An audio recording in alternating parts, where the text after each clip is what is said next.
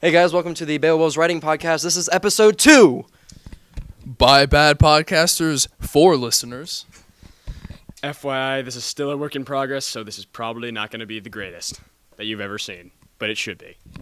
Okay, so this is going to be our episode. We're going to talk about favorite characters, favorite stories, and then possibly go into cliche characters and stories.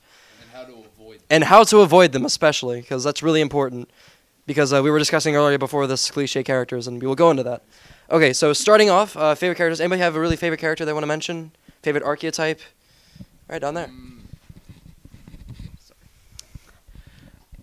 For me, one of my favorite characters is Norman Bates from the novel Psycho, which was made into a movie made by Alfred Hitchcock.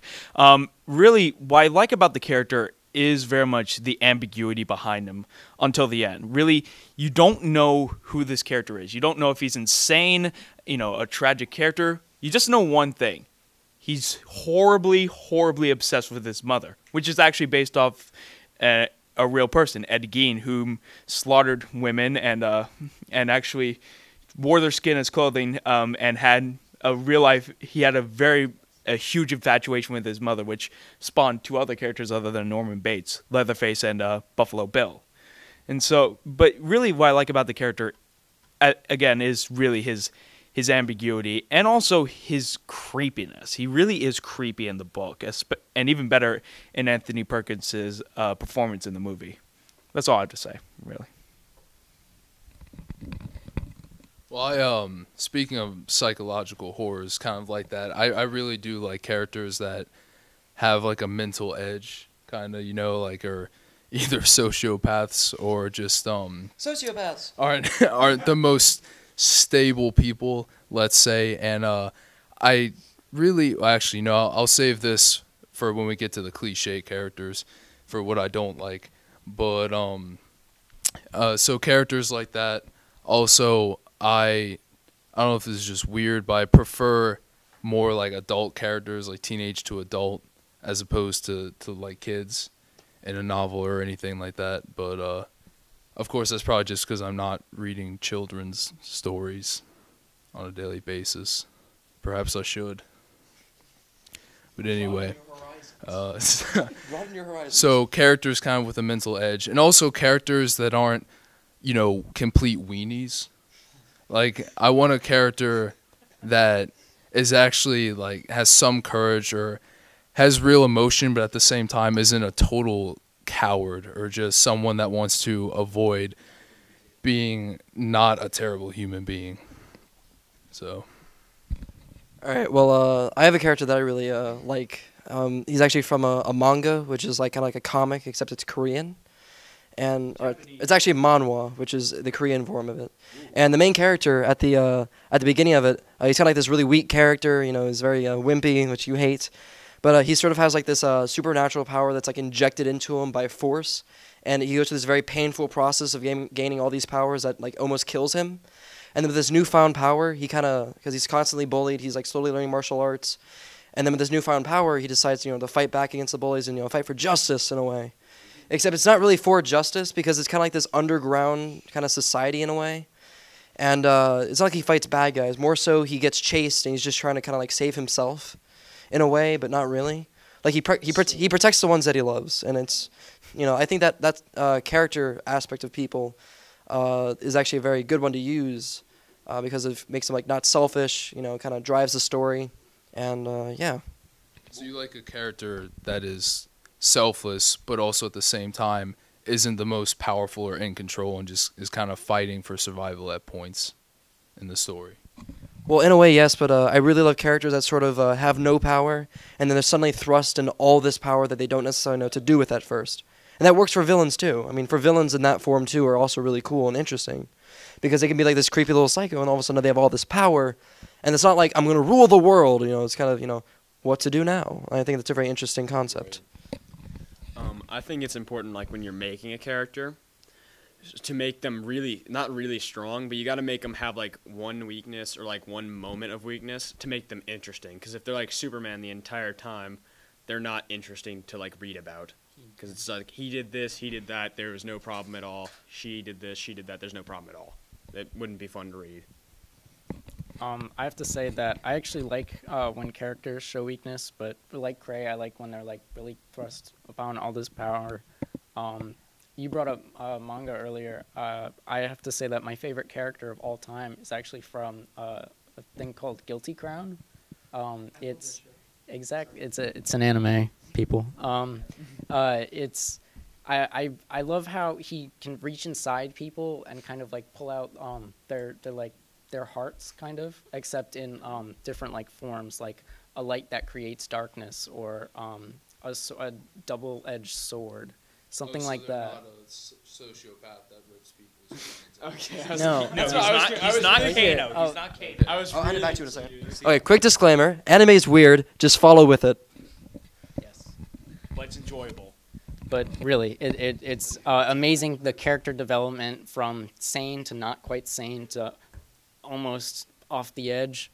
But it's a roller coaster, and anime is weird.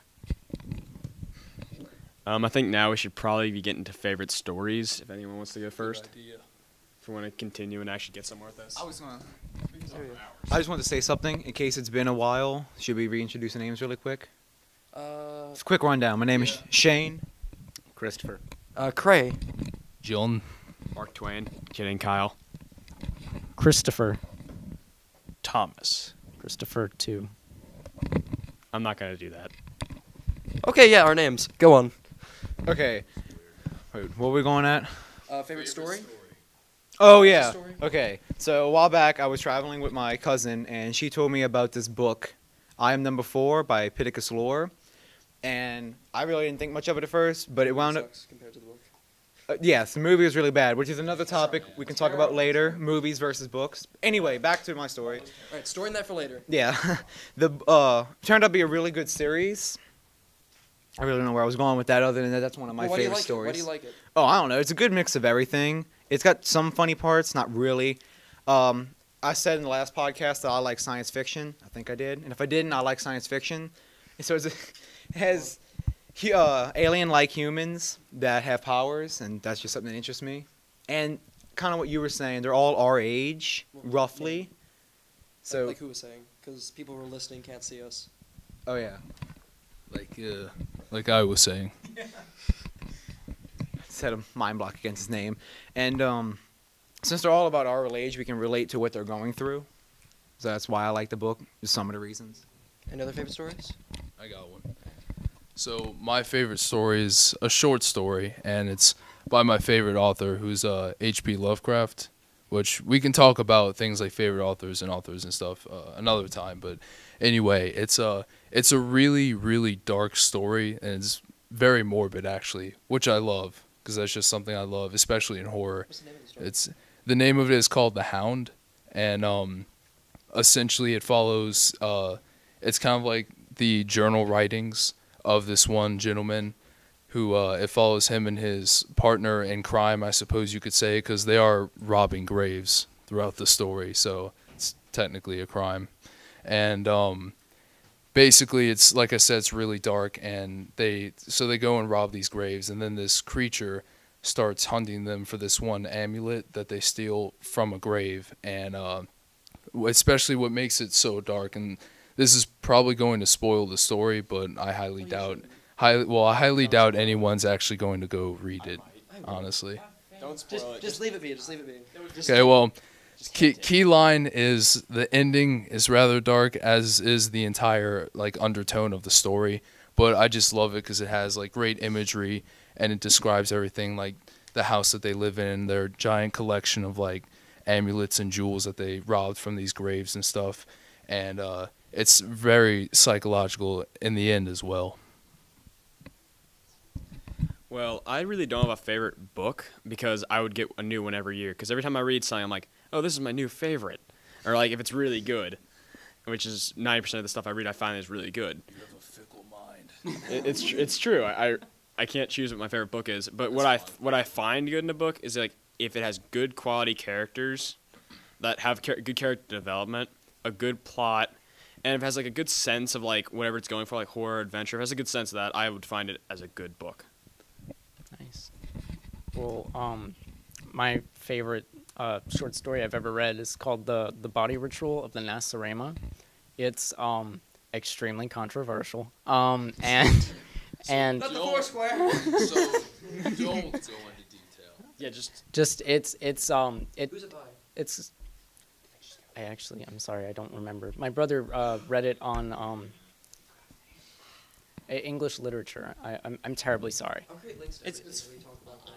Okay. I'll create links to everything we talk about. I actually just read it yesterday, and it's amazing. It takes you on a twisted roller coaster in a way, but I totally recommend it.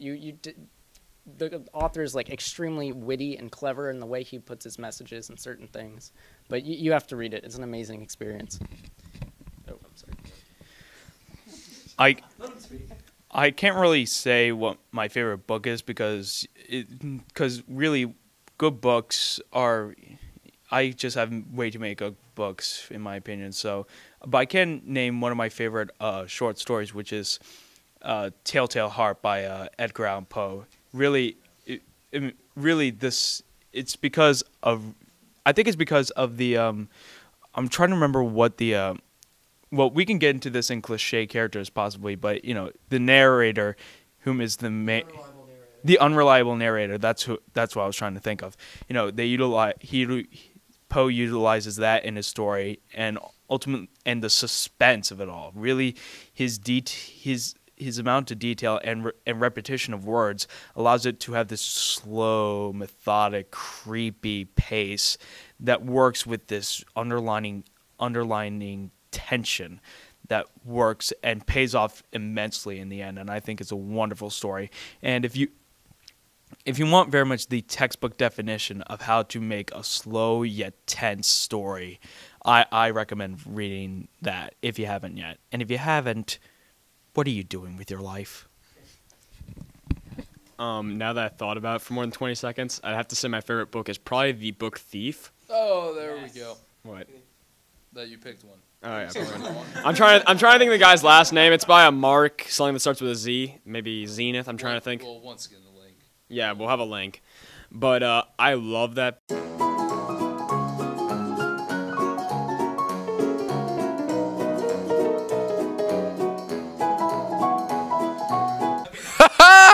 All right, let's go. Clay, don't sit. Welcome back to episode 2. We had some technical issues, but now they're fixed. Yeah, technical issues. Okay, so quick disclaimer. We're going to talk about cliches really quick. Disclaimer is that the difference between cliches and archetypes. A villain is an archetype. A villain that turns good at the end in this redeeming moment can be sort of a cliche. Know the difference. Could save you time and life and whatever. I don't know. Okay, so comments on cliches. So once again, cliche is just like when, something that happens very often is very stereotypical, things that get really boring with the character. So we're going to start now, pass it to Thomas. I have one, though, saying the word may offend some people. It's called the Magic Negro, and that's very much you have a very all-powerful, all-wise, all-knowing black character who helps out the white character and all of his things. Stephen King is kind of the archetype of this, and like Shawshank Redemption also. So that's one cliche character. That's awesome. That's fantastic. I didn't even know that was a cliche. What I was saying earlier in the episode that I said I'd save it for now, the opportune time, is that characters I don't like because they're a cliche is like the girl who is kind of like, it can be anywhere from like a child to a teenager, and she just like, it's like the girl being weak and feminine, kind of associate that with it, and it's like her fighting the world. And yet, she always triumphs or rises to the top. And I don't know, it's just something about that character that just doesn't sit right with me, so to say. I don't want to mention any books, but like the hero boy, he's like comic relief best friend, and the really smart girl in the group, Harry Potter. Anyway. Percy Jackson! Excuse me. Go on. All right. No. In all seriousness, I really do like Harry Potter, and hey, I really do like Harry Potter and Percy Jackson. possibly, cliche. but they're very cliche. Great stories, but you see them a lot, and I don't know if I would try to avoid those in my stories. Yeah, I probably would. But Yeah. do y'all think that those ruin a story? No, it does. Obviously, it doesn't ruin it because you said you enjoy Harry Potter, like, and you know, Lightning Thief they're great books, and so cliches are cliches for a reason. But it does get really repetitive. So we're gonna try and go quickly now. I'm gonna go Cray, Thomas, and if anyone else has any last comments, we'll wrap it up. Yeah, just a quick comment actually on the cliche characters and how since we're new writers, since we want to kind of break in and write the story. First things first, one, finish the story. Second thing, I guess kind of look over it, and then the reason why we're talking about avoiding these cliches at the moment is because all those books sort of came out around the same time. They sort of had the same timeline, and so those people had these ideas at the same time in a way, and we don't want to do that though. We want to come up with our own things. So that's why they're cliche. The farm boy who ends up going off, has this old wise mentor, saves the universe, saves everything. That's kind of a cliche. Star Wars people would claim. Well, people could say Star Wars is a cliche, but it's really not because it started it. It's so famous. So yeah, because it's so famous. So yeah. I just want to say a quick comment on your strong female character. That's not always a bad thing. It's usually a good thing, but it's just a really hard character to pull off. Yeah, but it's cliche No, no. There's a lot of books coming out that. A lot now, but like not all are done well. I it mean, is repetitive. Like the core concept is repetitive. I think. Well, my quick comment is basically, even though you have we've kind of mentioned it a bit. Even though we have very cliche characters, it's all very much how you do with them. I mean, like Ronald Weasley, he's the comedic sidekick in a way. He's a cliche character, but the way that J.K. Rowling wrote him made him a very fun, fascinating character to go through. So I think we can use stereotypes. It's just how we utilize them in unique and different ways, allowing them to be fascinating characters and not just an archetype character that makes them overall boring. Let's talk about It was a stretch. All right, now, so I think Chris, you had something to say. Well, coming off of how he said not all cliches are stereotypes and they don't ruin the book. It's if you read a book and it can be worded very well, it can go really smoothly, and it won't seem like a bad book. But if you take the plot line out of context, it'll sound very cliche. But it doesn't make the book bad. Some of the things that you can have, it doesn't make the book cliche. You can have cliches in there, but as long as your story is strong, it's moving, it's flowing, and it's bearable to read, which we're all trying to do. We're doing our best. You can still have a good book with some cliches in it.